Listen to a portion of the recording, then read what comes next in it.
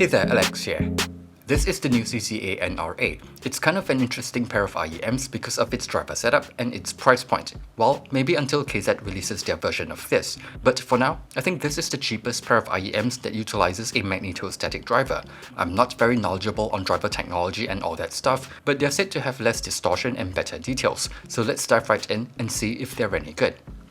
In terms of packaging and accessories, it's pretty standard for a pair of cheap IEMs. The shell design and build is pretty straightforward too, so not much that I can say here. The nozzle does seem a bit longer, but they're paired with shallower tips, so they actually fit well for my ears. The cable looks pretty good to me as well, just that it's a little bit on the stiffer side for my taste. Moving on to sound quality, these are extremely easy to drive. I'm using them with the Apple USB-C adapter on my computer most of the time, and I only need to use around 30% volume.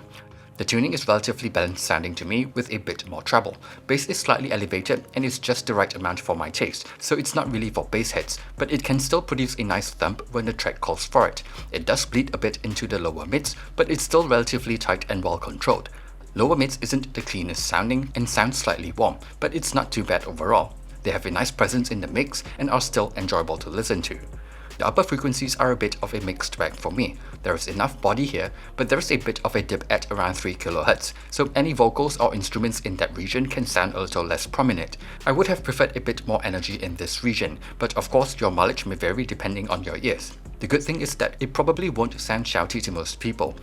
There are two peaks at around 5 and 8 kHz, which gives it a slightly more airy presentation, and I think the extension is pretty decent. However, I do find that cymbals sound a bit teasy, and some vocals sound a bit sibilant. It's not as much compared to something like the KZ ZSN Pro or ZSTX with their cheaper BA drivers, but it's still a bit more than I would have liked.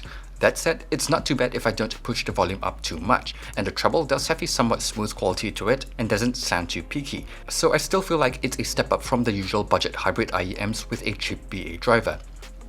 In terms of technicalities, they're surprisingly good for the price. Detail retrieval punches above its price point, soundstage and separation seems above average as well. Tonality is a little bit off for me in some areas, but it's not too bad overall.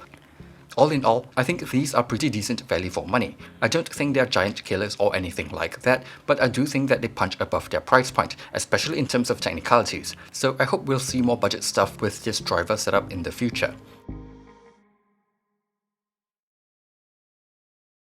Thanks for watching this video, and see you guys on the next one.